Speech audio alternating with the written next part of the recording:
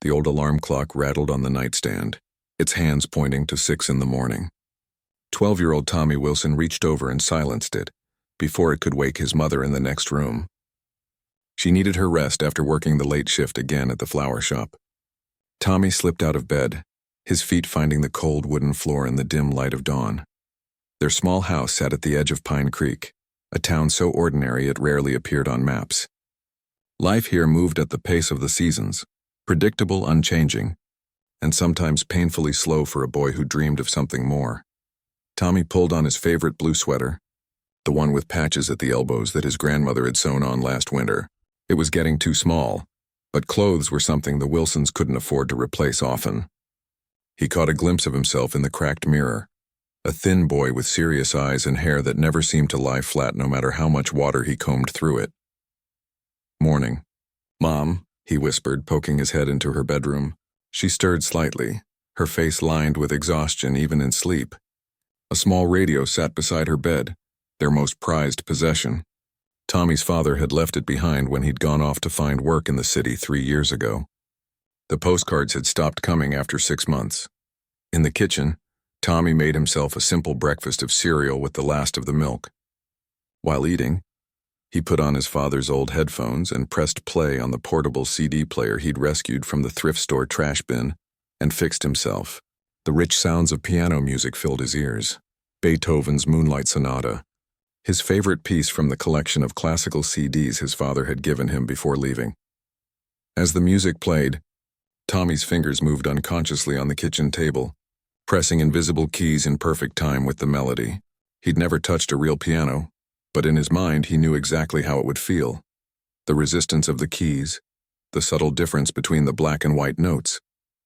Sometimes, when Mrs. Chen at the grocery store wasn't looking, he'd practice on the edge of her checkout counter, imagining the beautiful sounds his fingertips might create if given the chance. "Tommy, you'll be late." His mother appeared in the doorway, hastily tying her hair back. Despite her exhaustion, she managed a warm smile. "I've got deliveries all morning, but I left sandwich money on the counter." "Thanks, Mom." He pocketed the $2 bills, knowing she'd probably skipped lunch herself to give him this. "I can help at the shop after school." "Not today, honey. Mrs. Peterson called and said you've been chosen to attend that special music thing at the community center. The famous pianist everyone's talking about." Tommy's heart skipped a beat. "Victor Romanoff? But those tickets cost nothing for you to worry about. Mrs. Peterson arranged everything. She says you have a good ear." His mother's eyes shone with quiet pride. "Your father would be pleased." Tommy's music teacher, Mrs. Peterson, was the only person who'd ever noticed how he would hum complex melodies perfectly after hearing them just once, or how his homework often had piano fingerings scribbled in the margins. But to be selected for Victor Romanoff's exclusive masterclass? It seemed impossible. The school day passed in a blur. Tommy endured the usual teasing about his clothes and his habit of tapping rhythms on his desk, barely noticing when Jackson Miller knocked his books to the floor. His mind was too full of what awaited him after the final bell. "Hey, piano hands," Jackson called as Tommy hurried down the hallway. "Heard you're going to see that fancy pianist. What's next, tea with the queen?" His friends laughed as if this were the funniest joke ever told. Tommy kept walking, his face burning. He'd earned that nickname years ago when a substitute teacher had caught him finger-tapping and mistakenly thought he played piano. The irony wasn't lost on him, being mocked for something he desperately wished were true. The Pine Creek Community Arts Center had once been a church, its high ceilings and wooden floors giving it perfect acoustics. Tommy slipped in through the back door as Mrs. Peterson had instructed, his heart pounding so hard he was sure others could hear it. The space was transformed. Rows of chairs faced a magnificent grand piano that gleamed under the lights like a black mirror.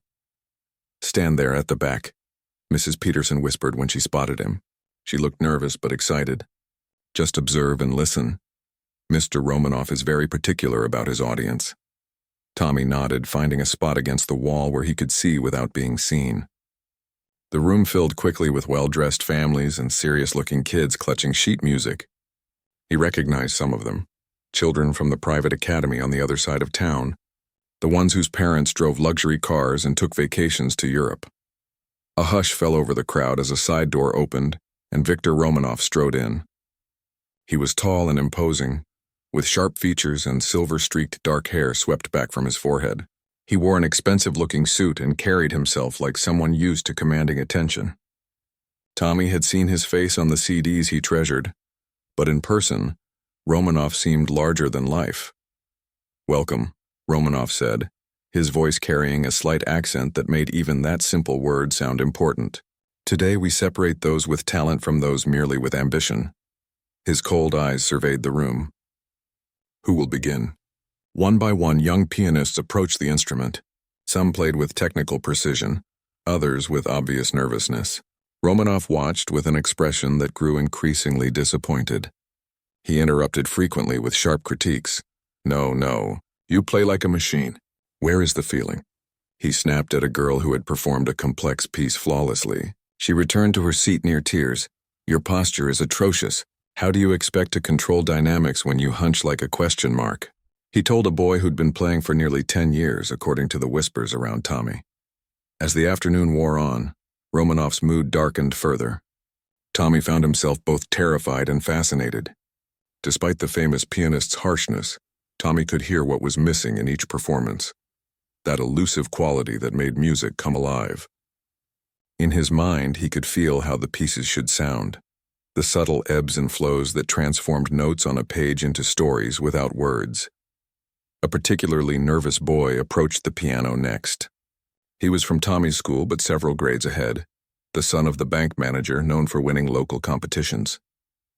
As he began Chopin's Etude in E major, his fingers fumbled.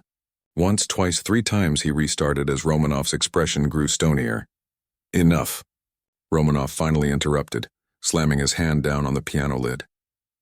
The boy jumped back, nearly falling off the bench. "Is there not one person in this provincial backwater who understands the soul of music? Not one who can play with genuine feeling instead of just pressing keys in the correct order?" The room fell silent.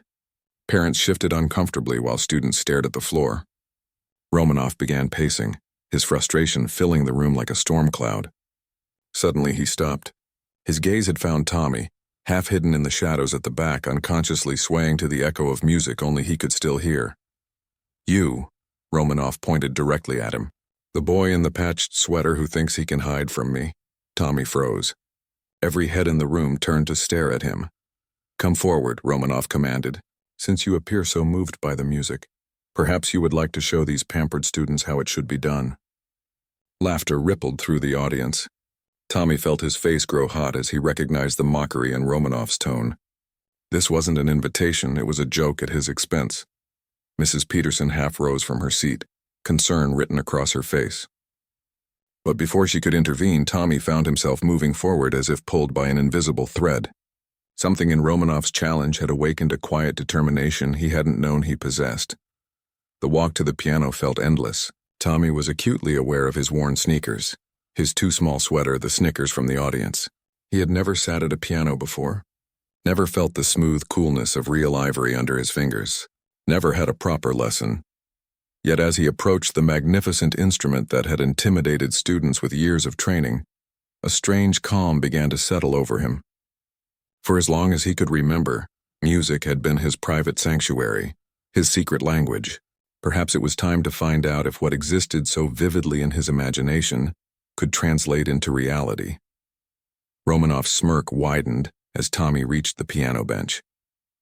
"Well," he said, gesturing grandly. "We're all waiting to be amazed." Tommy stood before the gleaming grand piano, his heart hammering against his ribs. The polished black surface reflected the overhead lights, making the instrument seem even more intimidating up close. He could feel everyone's eyes boring into his back. The wealthy parents, the trained students, and most of all the famous Victor Romanoff, whose mocking smile had not wavered. "We don't have all day, boy," Romanoff said, gesturing impatiently toward the bench. A few more chuckles rippled through the audience. Tommy slowly sat down, the leather bench cool and unfamiliar beneath him. The keyboard stretched before him like a road, leading to an unknown destination, white and black. Keys that he had only ever seen in pictures or imagined under his fingertips while listening to his beloved CDs. Jackson Miller's voice, carried from somewhere in the middle rows. "This ought to be good." More laughter followed. Mrs. Peterson half rose from her seat again, her face a mixture of concern and anger at Romanov's cruelty. But before she could intervene, Tommy placed his hands gently on the keys, surprised by their cool, smooth feel, both familiar and strange at once. For a moment, he froze. The vastness of his mistake in accepting this challenge crashed over him. What had he been thinking? He couldn't play.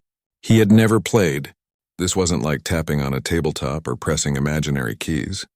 This was real, with real people watching, waiting for him to embarrass himself. Perhaps you need a suggestion. Romanov's voice dripped with sarcasm. Something simple for beginners? Twinkle, twinkle, perhaps. Tommy's cheeks burned. In his mind, he heard his father's voice from long ago. Music speaks when words fail. Tommy. It's the language of feelings too big for sentences. Almost without conscious thought, his fingers found the keys for the piece that had comforted him through countless lonely nights. Debussy's Clair de Lune. He had listened to it hundreds of times, his fingers dancing on imaginary keys, the notes playing in his head with perfect clarity. His first touch was tentative, the note ringing out with surprising volume in the now silent hall. Tommy almost pulled his hands away in shock. The sound was so much richer, so much more alive than he had imagined. But something kept him going. A second note followed, then a third, his fingers finding their places with an intuition that bypassed his conscious mind. The opening sequence was halting, uncertain. Tommy could sense Romanov shifting behind him, no doubt ready to cut this farce short. But then something extraordinary happened. As the music began to flow through him, as the notes became a river carrying his emotions, Tommy forgot where he was. Forgot the audience, forgot his fear. His fingers moved more confidently now, finding the delicate balance between strength and softness that the piece demanded. The gentle, dreamy melody filled the hall, touching something in the air that changed the very feeling of the room. Behind him, the shuffling and whispers had stopped. Even without looking, Tommy could feel the shift, from mockery to confusion, from confusion to disbelief. But he didn't look back.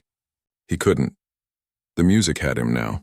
What Tommy lacked in technique, he made up for with raw, natural feeling. Years of listening, of living inside the music while the outside world moved on without him, had given him an understanding that went beyond formal training. His small body swayed slightly as the dynamics changed, as the piece moved from its contemplative beginning toward its emotional center.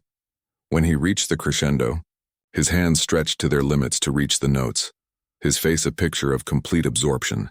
There were mistakes, notes missed or played with too much force, but they scarcely mattered against the overwhelming truth that was becoming clear to everyone in the room. This boy who had never taken a lesson was playing with his soul, not just his fingers. Halfway through the piece, Tommy risked a glance upward. The faces that had been smirking just minutes ago were now slack with astonishment. Mrs. Peterson had tears streaming down her cheeks. And Romanov, the great Victor Romanov, stood completely still, his arrogant posture replaced by a rigid attention, his eyes wide and focused entirely on Tommy's hands. This brief moment of awareness nearly broke Tommy's connection to the music. His next passage faltered as self-consciousness tried to creep back in. But then he closed his eyes, shutting out everything but the sound. He thought of his mother working late nights to keep a roof over their heads. Thought of his father, who might be anywhere in the world, but who had left behind these precious sounds that had kept Tommy company through the loneliest times. The final sections of Clair de Lune were like a gentle rain after a storm, delicate, thoughtful, tinged with a sweet sadness. Tommy played them with his eyes still closed, his small fingers finding the right keys as if guided by something beyond himself. The last notes hung in the air, fading slowly into a silence so complete that Tommy could hear his own heartbeat.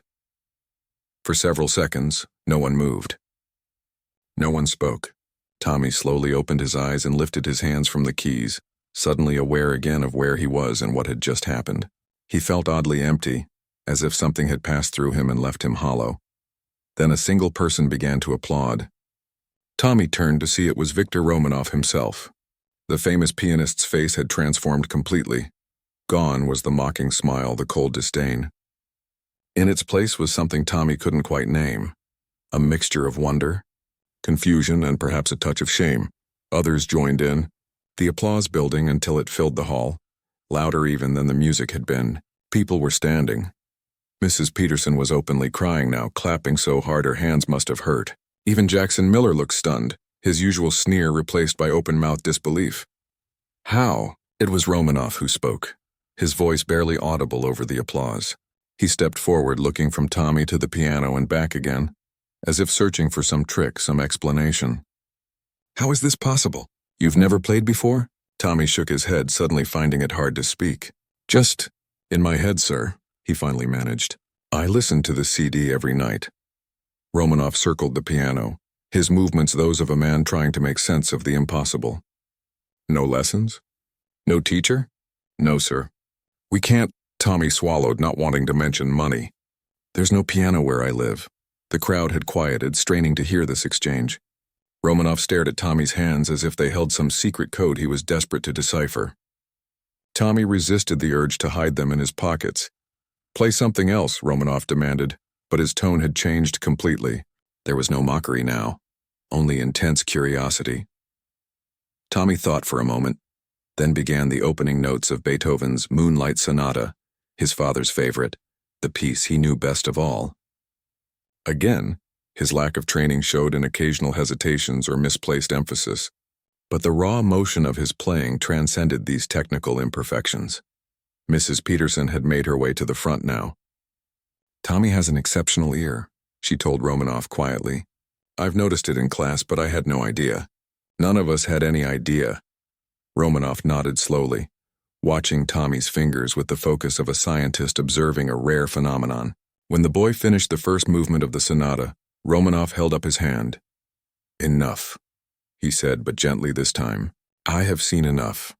Tommy stood up from the bench, suddenly aware that his legs were shaking. The rush of playing was wearing off, leaving him feeling exposed and uncertain. Had he done something wrong?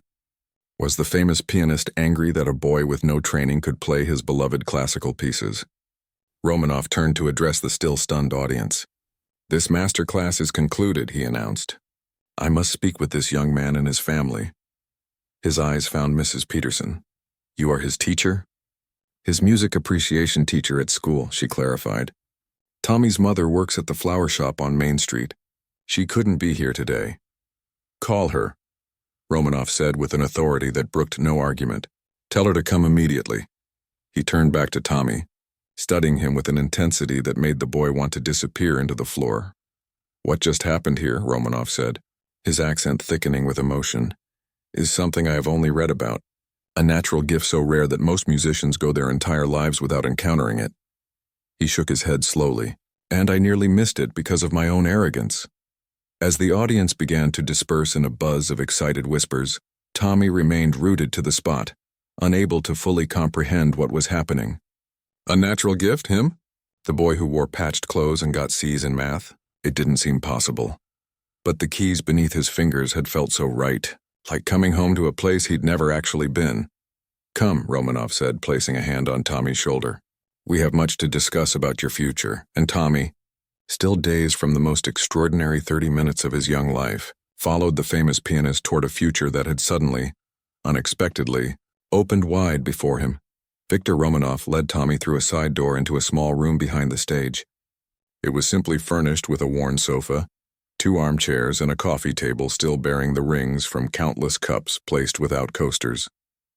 A window overlooked the community garden where daffodils nodded in the afternoon breeze.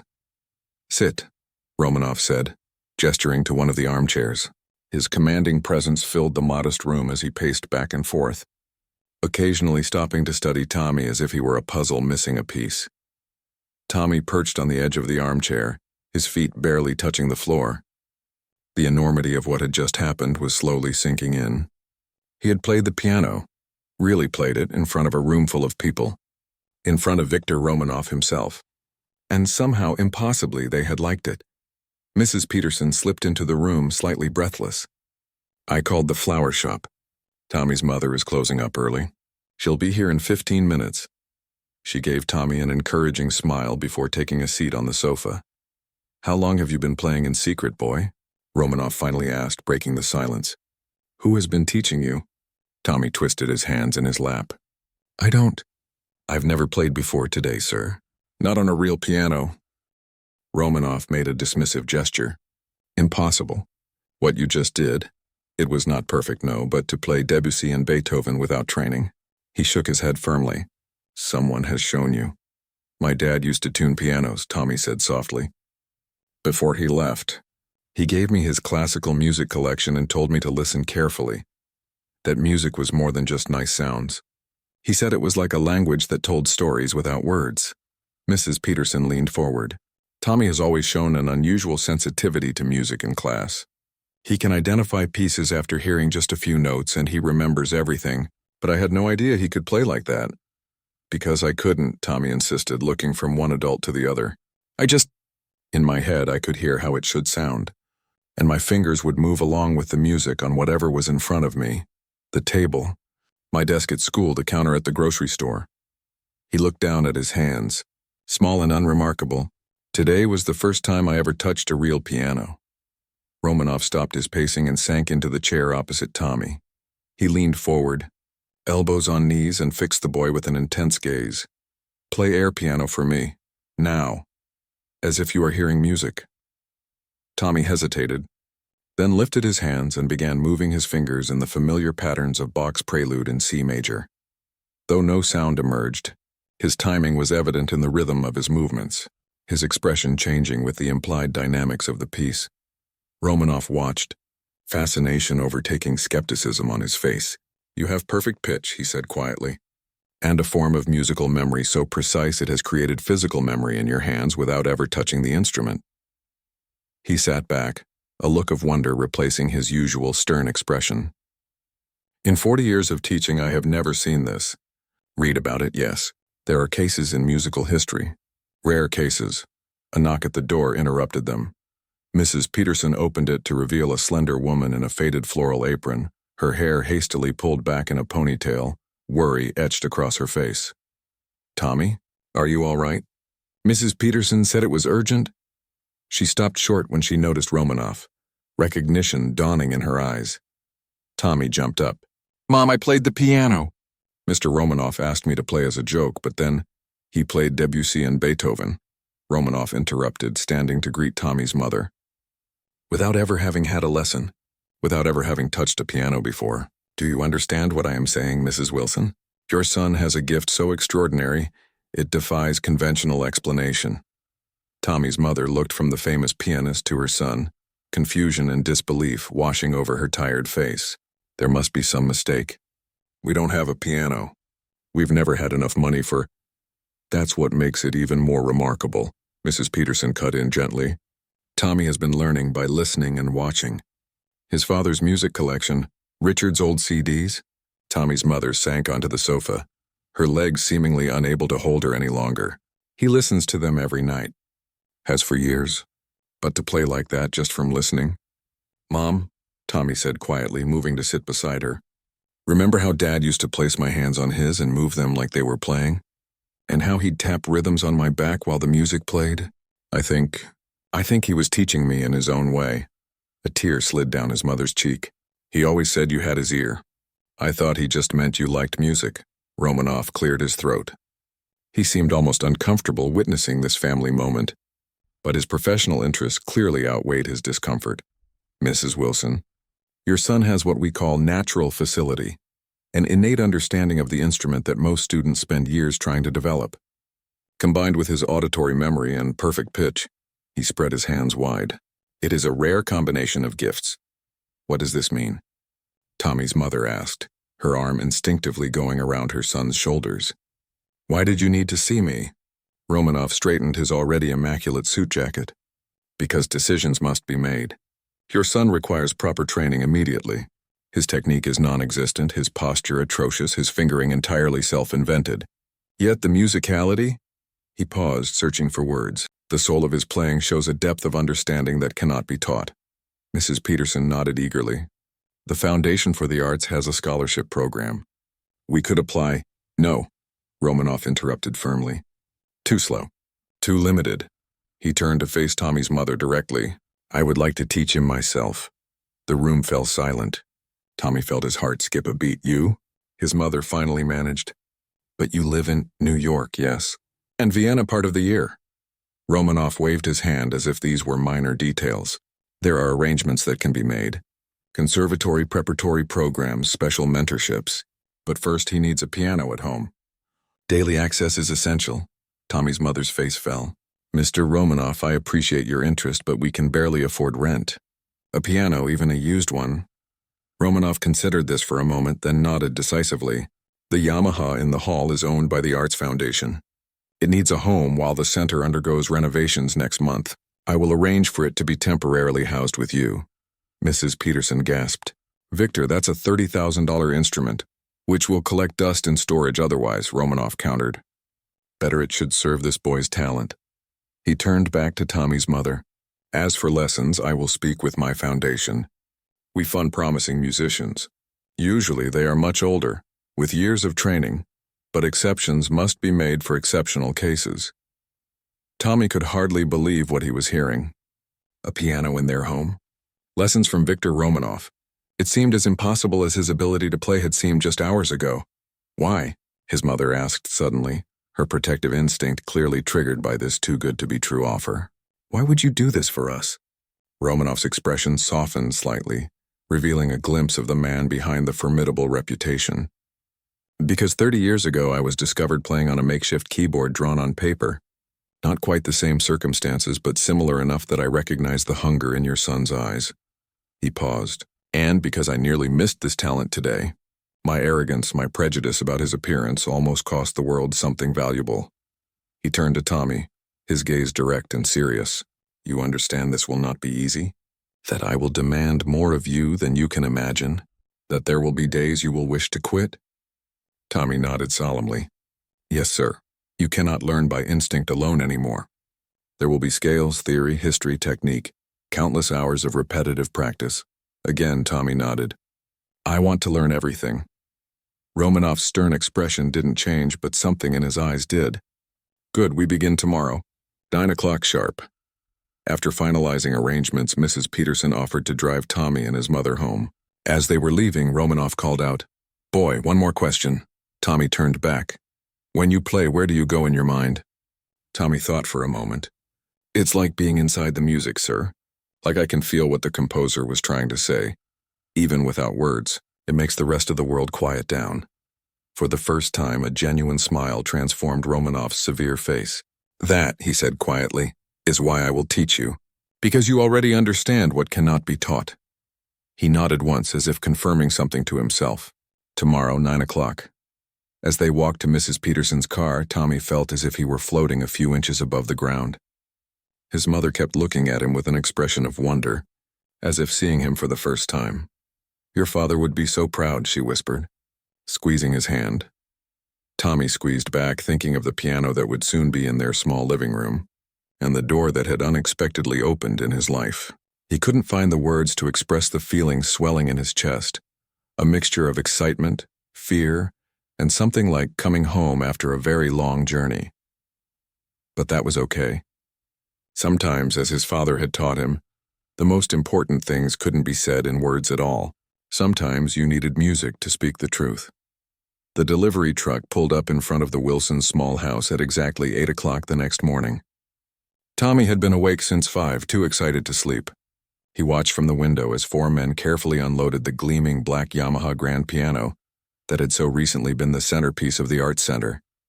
Where on earth will we put it? His mother wondered, looking around their tiny living room with its worn furniture and faded carpet. The men rearranged everything, pushing the old sofa against one wall and moving the small television to a corner shelf. When they finished, the piano dominated the room like a magnificent black ship that had somehow sailed into their modest harbor.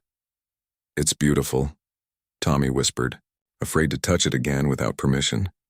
The sun streaming through the window caught the polished surface, making it shine like black water. His mother looked at the piano, then at her son's face. Something in his expression must have moved her, because she reached out to smooth his hair, a small smile softening her tired eyes. Yes, it is, she agreed softly. At exactly 9, there was a sharp knock at the door. Victor Romanoff stood on their porch, impeccably dressed in a charcoal suit despite the early hour. He carried a leather briefcase and wore an expression that suggested he found the peeling paint of their front door personally offensive. Good morning, he said briskly, stepping inside without waiting for an invitation. His eyes swept the small living room, taking in the mismatched furniture, the faded family photos, and finally, the grand piano that looked like it had been transplanted from another world entirely. He nodded once, apparently satisfied with the piano's placement, and turned to Tommy. "You have not touched it this morning." "No, sir. I was waiting for you." "Good. Discipline begins now." He set his briefcase on a side table and opened it, pulling out several books of sheet music and exercise books. "Today we forget everything you think you know. We begin from the beginning." What followed was the most demanding day of Tommy's young life. Romanoff started with posture, making Tommy sit and rise from the bench dozens of times until he achieved what the maestro considered the correct position. Then came hand placement, with Romanoff physically adjusting each of Tommy's fingers to create what he called the proper curve. "No, no, no. Your wrists are too low. Again," Romanoff would say, tapping Tommy's arms with a wooden ruler he'd produced from his briefcase. "Your instincts may have served you yesterday, but now we build proper technique." By lunchtime, Tommy hadn't played a single piece of music. Instead, he'd done finger exercises, learned the names of the keys, and begun to understand musical notation, connecting the symbols on the page to the sounds he'd always heard in his head. His mother brought sandwiches at noon. Hovering uncertainly at the edge of the room, Romanoff barely acknowledged her, his focus entirely on Tommy. "Eat quickly," he instructed. "In the afternoon, we begin scales." Tommy caught his mother's concerned look and gave her a small smile. "It's okay, Mom, I like it." And strangely, despite the difficulty in Romanoff's demanding nature, he did like it. Each new piece of information was like finding another piece to a puzzle he'd been trying to solve his whole life. The names of chords, the language of dynamics, the mathematics of rhythm, all of it connected to the music he'd carried inside him. At 3 o'clock, Romanoff finally allowed Tommy to play a simple piece. It felt strange, following the written notes instead of just feeling his way through the music. But when he finished, Romanoff gave a curt nod. "Not terrible," he said, which Tommy was beginning to suspect might be high praise from the stern maestro. "You practice this exactly as written for 1 hour. Tomorrow we continue." After Romanoff left, Tommy's mother approached the piano cautiously. "Are you sure about this, honey? He seems very strict." Tommy flexed his fingers, which were tired in a way they'd never been before. "He knows so much, Mom. All the things I've been trying to figure out on my own. He can teach me." She smiled and ruffled his hair. "Then I guess we'd better get used to having this monster in our living room." The next few weeks fell into a pattern. Tommy would wake early to practice before school. Romanoff would arrive at 4 each afternoon for a 2-hour lesson, during which he would demand perfection and accept nothing less. In the evenings, Tommy would practice again until his mother insisted he stop and go to bed. School became a strange middle place, no longer the center of Tommy's life, but a place he had to pass through on the way to his real work. Word of his performance at the master class had spread throughout town. Some students now avoided him as if his strangeness were contagious. Others watched him with curious eyes, especially when he tapped rhythms on his desk, now understanding that this wasn't just a nervous habit. Jackson Miller, who had laughed at him that day at the Arts Center, now watched him with a mixture of confusion and something else. Not quite respect, but perhaps a begrudging acknowledgement that Tommy Wilson wasn't who they'd all thought he was. Mrs. Peterson had become Tommy's champion at school, proudly telling anyone who would listen about her student's remarkable gift. She'd arranged for him to have access to the small upright piano in the music room during lunch periods, so he wouldn't fall behind on his practice schedule. 6 weeks after that first lesson, Romanoff arrived with a visitor, a small, gray-haired man with wire-rimmed glasses and a gentle smile. "This is Dr. Howard from the Westbrook Conservatory," Romanoff announced. "He will listen to you play." Tommy felt a flutter of nerves as he sat at the piano. Dr. Howard pulled up a kitchen chair, his kind eyes crinkling at the corners as he nodded encouragingly. "Play the Bach first," Romanoff instructed. "Then the Chopin study we've been working on." Tommy took a deep breath and began. The Bach prelude flowed from his fingers with a precision he couldn't have imagined weeks ago. Romanoff had drilled the piece into him note by note, measure by measure, until it was as natural as breathing. When he finished, he moved directly into the Chopin. a piece that had initially frustrated him with its technical demands. But hour after hour of practice had transformed the once impossible runs into manageable patterns, his fingers finding their places with growing confidence. As the final notes faded, Dr. Howard nodded thoughtfully. "Remarkable progress for such a short time," he said to Romanoff. "The natural musicality remains, but now there's structure to support it." Romanoff's face remained impassive, but Tommy had learned to read the subtle signs of approval, a slight relaxation around the eyes, the barest nod of the head. "He works hard," Romanoff said simply. "The conservatory would be very interested in including him in our Young Artists program," Dr. Howard continued. "Scholarships are available, of course." Tommy's mother, who had been listening from the kitchen, stepped into the doorway. "What would that mean exactly?" Dr. Howard turned to her with a warm smile. "Weekly master classes with our faculty, performance opportunities, community with other gifted young musicians, and a path to our full-time program when he's older, if that's the direction he chooses." "And the cost?" she asked, the worry lines appearing between her eyebrows. "As I said, full scholarships are available for students of Tommy's caliber. Victor's recommendation carries significant weight with our committee." That evening, after the visitors had gone, Tommy sat at the piano, not playing, but simply running his fingers over the keys. The past weeks had been the hardest and most wonderful of his life. His hands had developed calluses from hours of practice. His mind was filled with musical terms and notations that had been foreign to him just weeks ago. "Are you happy, Tommy?" his mother asked, joining him on the bench. "Is this what you want?" Tommy thought about the hours of grueling practice, Romanoff's demanding presence, the new world that had opened before him. He thought about how the music no longer lived just in his head but had become something he could shape and control with his own hands. "Yes," he said simply. "It feels like I finally make sense." His mother nodded, blinking back tears. "Your father called today." Tommy's head snapped up. "He did?" Mrs. Peterson tracked him down somehow. "Told him what happened." She smiled slightly. "He's coming to visit next weekend. Says he wants to hear you play." A complicated mix of emotions washed through Tommy.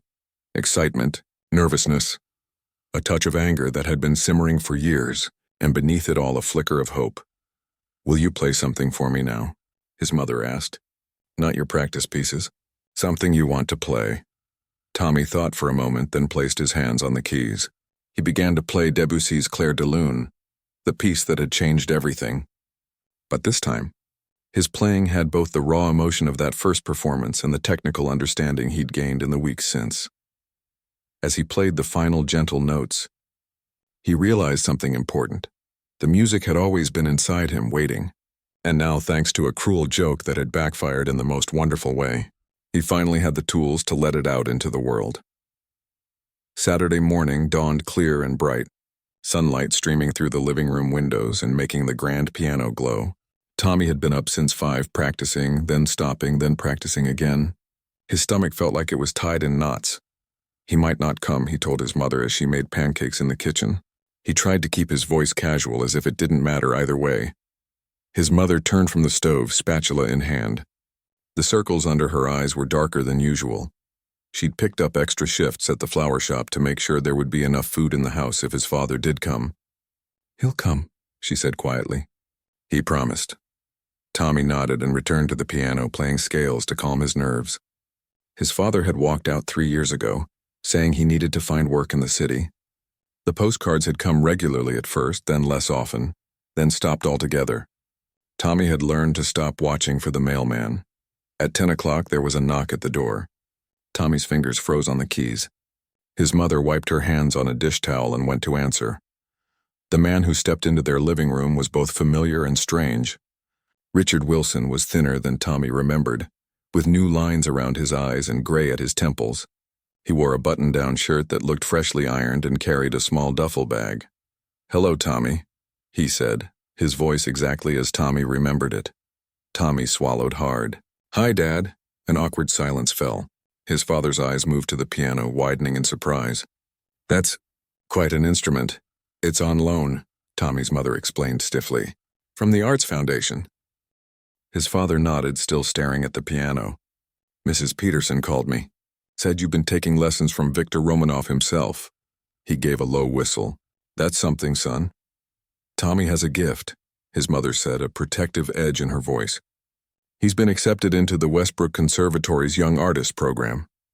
Pride flashed across his father's face, followed quickly by something like guilt. He set his bag down and took a tentative step toward Tommy. Would you play something for me? Tommy hesitated, a swirl of conflicting emotions making it hard to think. Part of him wanted to refuse, to make his father feel the emptiness of the years he'd been gone. Another part desperately wanted to show him what he could do now, how the seeds his father had planted had grown in his absence. Okay, he said finally, turning back to the piano. He chose Bach's Prelude in C major, the piece Romanoff had drilled into him over countless hours, the one Dr. Howard had praised for its clarity and precision. As he played, Tommy was acutely aware of his father moving closer, coming to stand at the edge of the piano. He could feel his gaze, heavy with a mixture of wonder and regret. When the piece ended, his father cleared his throat. You always had a good ear, he said softly.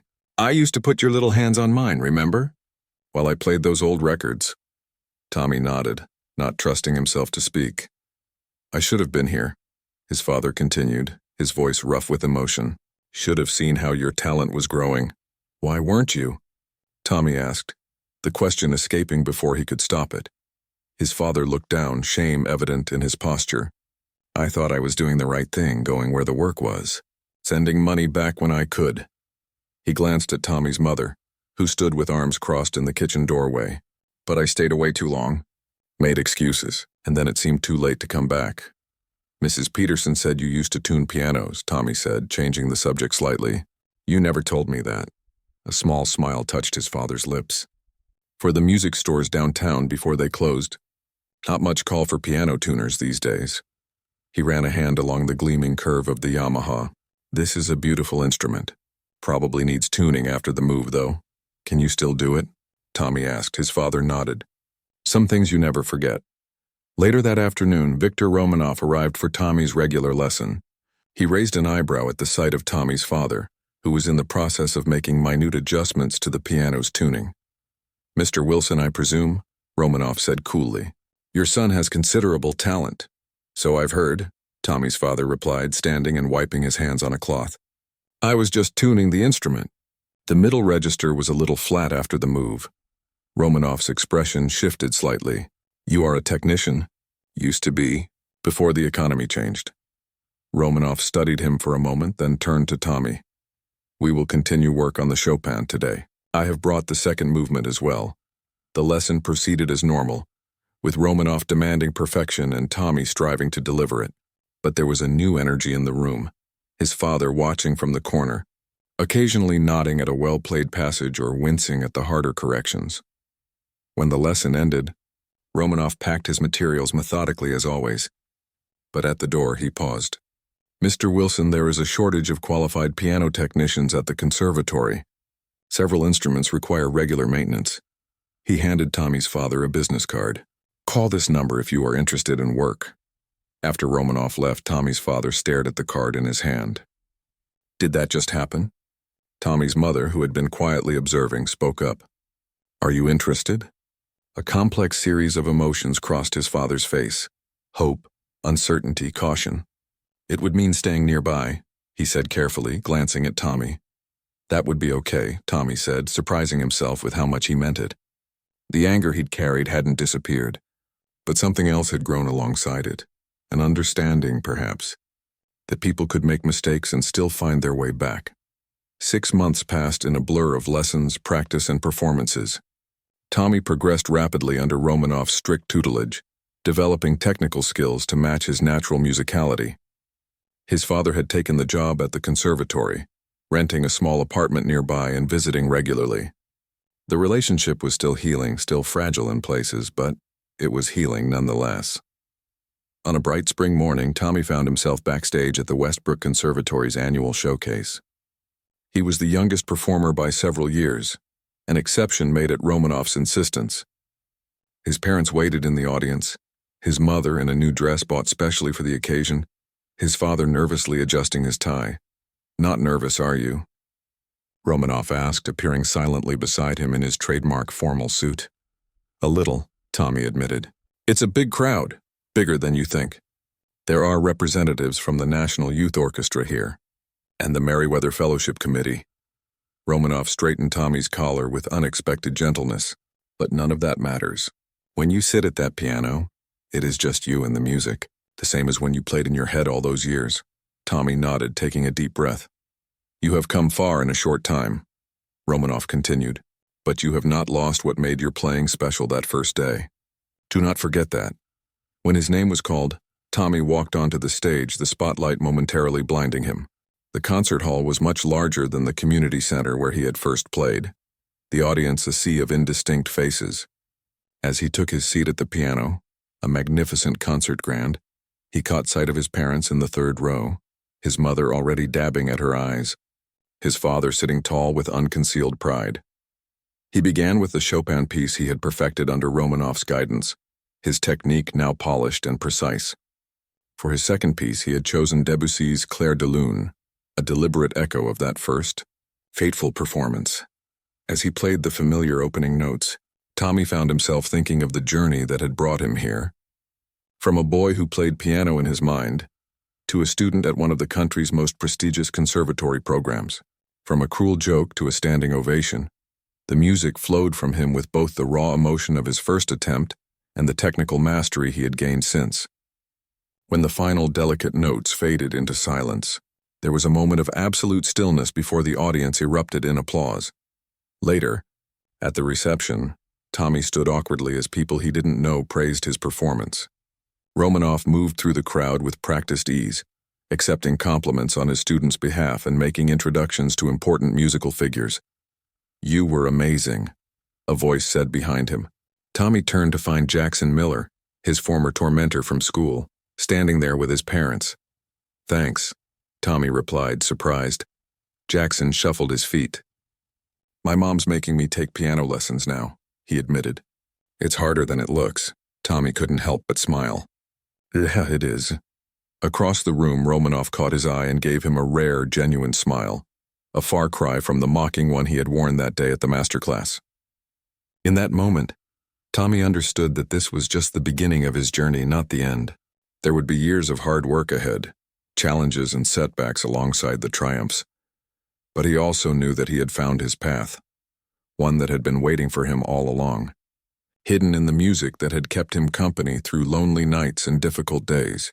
A path that had opened because of a joke that backfired in the most wonderful way possible. As his parents joined him, one on each side, Tommy felt a sense of rightness wash over him.